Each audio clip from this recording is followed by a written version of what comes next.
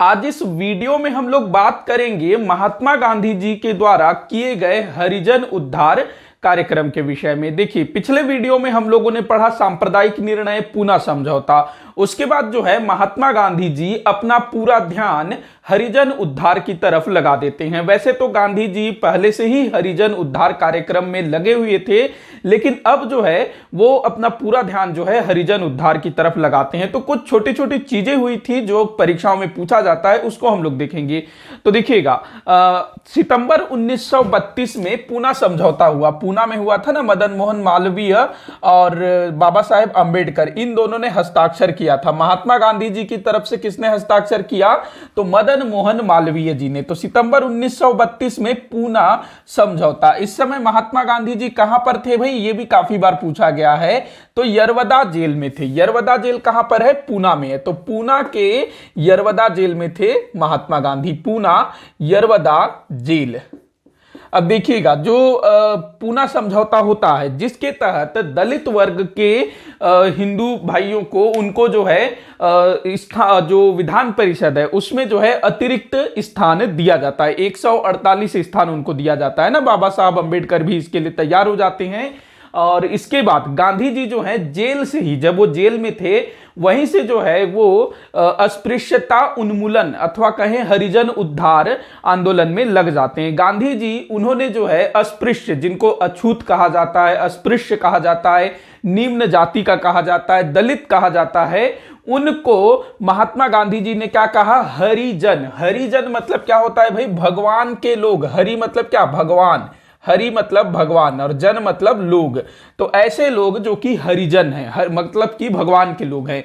तो महात्मा गांधी जी पहले व्यक्ति थे जिन्होंने दलितों को हरिजन कहा। और गांधी जी ने जो दलित उत्थान या फिर अस्पृश्यता उन्मूलन के लिए जो आंदोलन चलाया, उसको हम लोग हरिजन उद्धार आंदोलन या फिर हरिजन उद्धार कार्यक्रम के रूप में जानते हैं। क्या क्या हुआ था उसको हम लोग देख लेते हैं। तो देखिएगा, सितंबर 1932 में क्या हुआ? पूना में पूना समझौता हुआ। इसी वर्ष महात्मा गांधी जी ने ये जो पूना समझौता हुआ उसके ठीक बाद महात्मा गांधी जी ने यरवदा जेल से ही एक संगठन गठित किया था जिसका नाम था अखिल भारतीय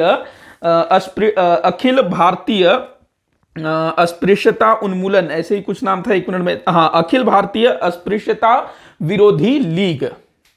क्या नाम था इसका? अखिल, नाम याद रखेंगे, पूछा जा सकता है। अखिल भारतीय अस्पृश्यता विरोधी लीग। ये गांधी जी ने कब और कहां गठित किया था? तो पूना के यरवदा जेल में सितंबर 1932 में, पूना समझौता के पश्चात। इसके अलावा महात्मा गांधी जी ने हरिजन उद्धार के लिए एक और संगठन गठित किया था जिसको हम लोग जानते हैं हरिजन सेवक संघ के नाम से। हरिजन सेवक संघ। हरिजन सेवक संघ। तो अखिल भारतीय अस्पृश्यता विरोधी लीग, इसका गठन कब हुआ? सितंबर 1932 में।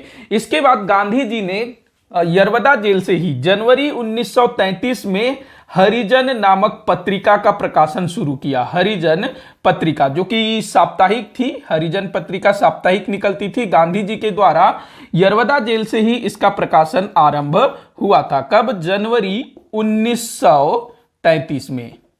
देखिए, क्योंकि जो पूना समझौता हुआ, क्योंकि जो बाबा साहब अंबेडकर थे और गांधी जी, इनके बीच जो है काफी तीखी नोकझोंक होती है, काफी बहस होता है और दोनों एक दूसरे का अच्छा खासा सम्मान भी करते थे। तो दोनों के बीच जो समझौता हुआ, पूना समझौता, उसके बाद जो है गांधी जी अस्पृश्यता उन्मूलन की ओर पूरा ध्यान देना शुरू करते हैं।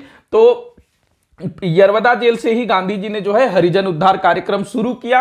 सितंबर 1932 में अखिल भारतीय अस्पृश्यता विरोधी लीग बनाया। इसके अलावा हरिजन सेवक संघ का गठन किया। गांधी जी ने हरिजन कहा दलितों को। इसके बाद हरिजन पत्रिका का प्रकाशन होता है जनवरी 1933 में। काफी बार पूछा गया है कि हरिजन पत्रिका का प्रकाशन किसने किया था? महात्मा गांधी जी ने। कहां से किया था? तो पूना के यरवदा जेल से। कब किया था? जनवरी 1933 1933 से। ये किस प्रकार की पत्रिका थी? तो साप्ताहिक पत्रिका थी, सप्ताह में एक बार प्रकाशित होती थी। तो ये चीजें हुआ। इसके बाद देखिएगा, गांधी जी को अगस्त 1933 में रिहा कर दिया जाता है। कब? अगस्त 1933 में गांधी जी जो हैं यरवदा जेल से रिहा हो जाते हैं। तो ये भी आपको ध्यान रखना है। इसके बाद गांधी जी क्या करते हैं? हरिजन उद्धार कार्यक्रम को सफल बनाने के उद्देश्य से वो जो है पूरे देश का दौरा करना शुरू कर देते हैं। तो इन्होंने जो है देश का भ्रमण करना कब से शुरू किया था? तो 7 नवंबर 1933 से इन्होंने जो है भारत भ्रमण शुरू किया। इन्होंने इस बीच ना लगभग 20,000 किलोमीटर 20,000 किलोमीटर यात्रा की। 7 नवंबर 1933 से आरंभ हुआ, जो कि जुलाई 1934 तक चला। तो लगभग एक वर्ष तक गांधी जी जो हैं हरिजन उद्धार कार्यक्रम को सफल बनाने के लिए, अस्पृश्यता उन्मूलन करने के लिए पूरे भारत का दौरा करते हैं, जुलाई 1934 तक। अब देखिएगा हमारे छत्तीसगढ़ वालों जो सीजीपीएससी सीजी व्यापम की तैयारी कर रहे हो, तो हम लोग क्या पढ़ते हैं? गांधी जी हमारे छत्तीसगढ़ में 2 बार आए थे। एक तो असहयोग आंदोलन के समय 1920 में, दूसरा कब आए थे? वो 1933 में आए थे। और 1933 में वो जब हरिजन उद्धार कार्यक्रम के लिए जो यात्रा शुरू किया था ना उन्होंने 7 नवंबर से, तो इसी 7 नवंबर के बाद वो आए थे। आप लोग कमेंट करके बताइएगा कि गांधी जी की जो दूसरी यात्रा थी वो उसकी तिथि क्या थी? नवंबर में ही है, आपको डेट बताना है।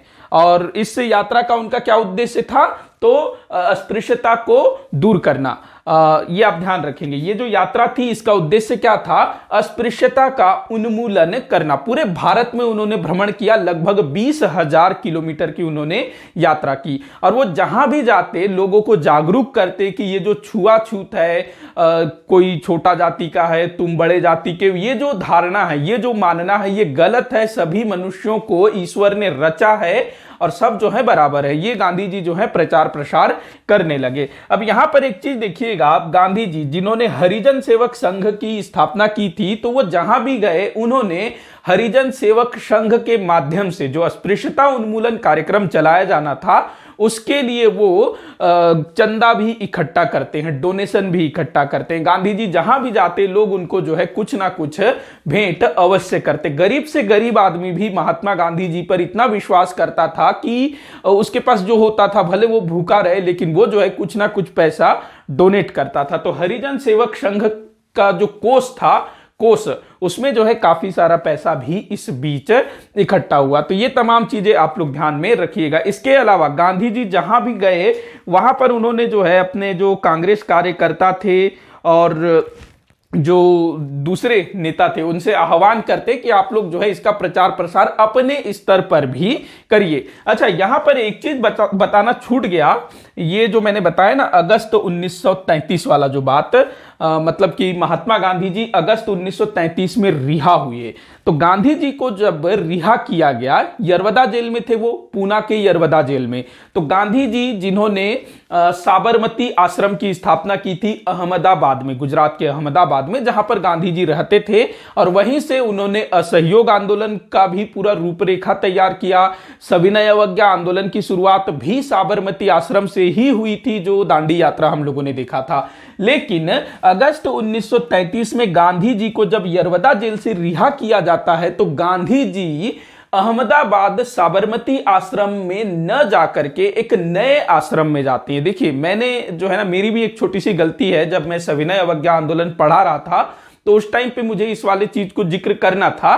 तो क्या हुआ था कि जब महात्मा गांधी जी ने 1930 में 12 मार्च 1930 को दांडी यात्रा आरंभ की ना, तो उस समय गांधी जी ने शपथ लिया हुआ था कि जब तक मेरा देश स्वतंत्र नहीं हो जाता, जब तक हमको स्वराज प्राप्त नहीं हो जाता, तब तक मैं साबरमती आश्रम में लौट करके नहीं आऊंगा। तो गांधी जी ने यह कसम खाई थी। कब कसम खाई थी? तो सविनय अवज्ञा आंदोलन के समय। गांधी जी साबरमती आश्रम से ही निकलते हैं ना अपने 78 साथियों के साथ दांडी के लिए।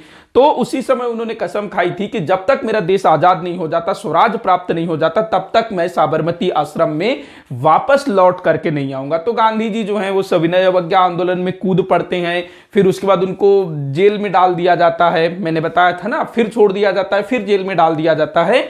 तो गांधी जी जो है साबरमती आश्रम नहीं जाते, तो कहां जाते हैं भाई? कहीं ना कहीं तो जाते होंगे।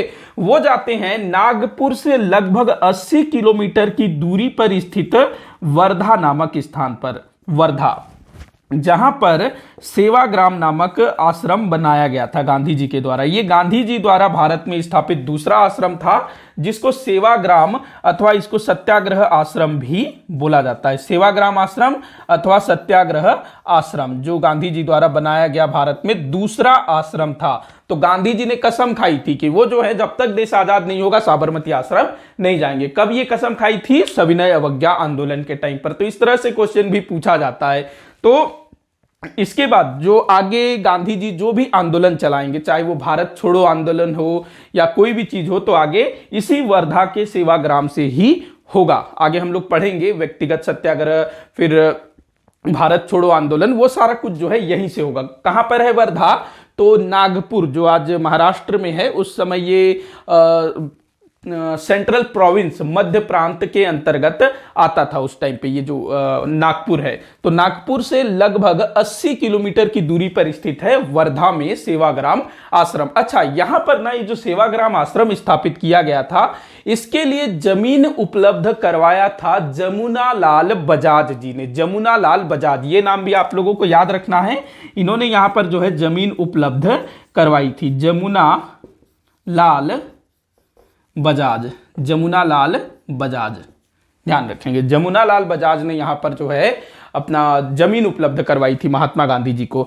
तो यहीं से जो है फिर जो हरिजन उद्धार कार्यक्रम है वहीं वर्धा से ही चला था। तो वहीं से गांधी जी निकलते हैं ये यात्रा के लिए, जो 7 नवंबर 1933 से जुलाई 1934 तक चलता है। अब देखिएगा इसी बीच क्या होता है, जब गांधी जी ये सब कुछ कर रहे थे तो जो क्या कहते हैं, जो रूढ़िवादी टाइप के लोग थे, जो कट्टरपंथी लोग थे, उन्होंने जो है गांधी जी का बहुत ज्यादा विरोध किया। मतलब कि जो बिल्कुल सवर्ण वर्ग के जो कट्टर लोग थे, जो बिल्कुल दलितों को कुछ नहीं समझते थे, दलितों को जो है बिल्कुल दबा के रखना चाहते थे, तो उस टाइप के जो लोग थे, जो रूढ़िवादी लोग थे, जो कट्टरपंथी लोग थे, अरे वही लोग जिनको राजा राममोहन राय को भी सामना करना पड़ा था। राजा राममोहन राय का भी बहुत विरोध हुआ था ना आगे चल करके, फिर स्वामी दयानंद सरस्वती हो या कोई भी ऐसा समाज सुधारक जिन्होंने भारतीय समाज में सुधार की कोशिश की, उसके साथ यही हुआ। तो गांधी जी का भी बहुत ज्यादा विरोध हुआ कि दलितों को तुम कैसे हमारे बराबर बिठाओगे, हमारे बराबर लाओगे, मंदिरों में प्रवेश करवाओगे, एक साथ हम लोग दलितों के साथ कैसे पानी पी सकते हैं। तो इन सब चीजों को लेकर के जो सवर्ण वर्ग था, जो गांधी जी का विरोध कर रहा था, मतलब कि ऐसे बहुत सारे लोग थे जो गांधी जी के इस हरिजन उद्धार कार्यक्रम के पक्ष में नहीं थे, तो वो विरोध भी कर रहे थे। इसके अलावा जो ब्रिटिश सरकार थी ना, वो इन गांधी जी के विरोधियों का समर्थन कर रही थी। मतलब कि जो गांधी जी का विरोध कर रहा है, मतलब वो अंग्रेजों का समर्थक है। तो जो अंग्रेज थे वो वैसे लोगों का बड़ा प्रश्रय देती थी, कि उनको जो है एक तरह से हवा देती थी कि तुम लोग जो है गांधी जी का और विरोध करो, इस टाइप से। अब इसी बीच क्या होता है, जो सेंट्रल असेंबली है ना, केंद्रीय विधान परिषद, वहां पर अगस्त 1934 में केंद्रीय विधान परिषद में एक विधेयक प्रस्तुत किया जाता है, मंदिर प्रवेश विधेयक। मतलब इस विधेयक, अगर ये विधेयक पारित हो जाता तो दलितों को भारत के किसी भी मंदिर में प्रवेश करने का कानूनी अधिकार मिल जाता। लेकिन यहां पर जो ब्रिटिश सरकार है वो रूढ़िवादी, जो कट्टरपंथी है, उनके सहयोग से इस विधेयक को पारित होने नहीं देती है, निरस्त कर दिया जाता है। नहीं तो ये जो है कांग्रेस की तरफ से लाया गया था, महात्मा गांधी जी के प्रयासों से ही मंदिर प्रवेश विधेयक, जिसको कि ब्रिटिश सरकार के कारण निरस्त कर दिया गया। ब्रिटिश सरकार ने ही जो कट्टरपंथी लोग थे उनका समर्थन करना शुरू किया। तो इस तरह से महात्मा गांधी जी का ये हरिजन उद्धार संबंधी आंदोलन अनवरत जारी रहा, जब तक मतलब जो स्वतंत्रता आंदोलन चल रहा था, साथ में उनका ये सारा कुछ भी चलता रहा। लेकिन जो पूना समझौता के बाद इस आंदोलन में, इन कार्यक्रमों में तेजी देखने को मिलती है। क्यों? क्योंकि जो दलित वर्ग था कहीं ना कहीं वो भारत में अपने आप को असुरक्षित महसूस कर रहा था, तो उनको जो है भारत में सहज लगे, मतलब कि जो सवर्ण हिंदू हैं वो दलितों के साथ अच्छा व्यवहार करेंगे जब अंग्रेज चले जाएंगे उसके बाद, तो ये सारा कुछ दिखाने के लिए, या फिर दिखाने के लिए नहीं, मतलब करना ही था। तो गांधी जी जो है पूना समझौता के बाद अपने दलित उद्धार या फिर हरिजन उद्धार कार्यक्रम में तेजी लाते हैं। तो इसी के साथ आज का ये वीडियो यहीं पर समाप्त होता है। आप लोग चाहो तो इसका स्क्रीनशॉट ले लीजिएगा, क्योंकि कुछ कुछ चीजें आपसे पूछी जाएंगी। तो वीडियो को जितना हो सके उतना आप शेयर करिएगा, लाइक करिएगा, चैनल को सब्सक्राइब करिएगा। वीडियो को आखिर तक देखने के लिए बहुत बहुत धन्यवाद।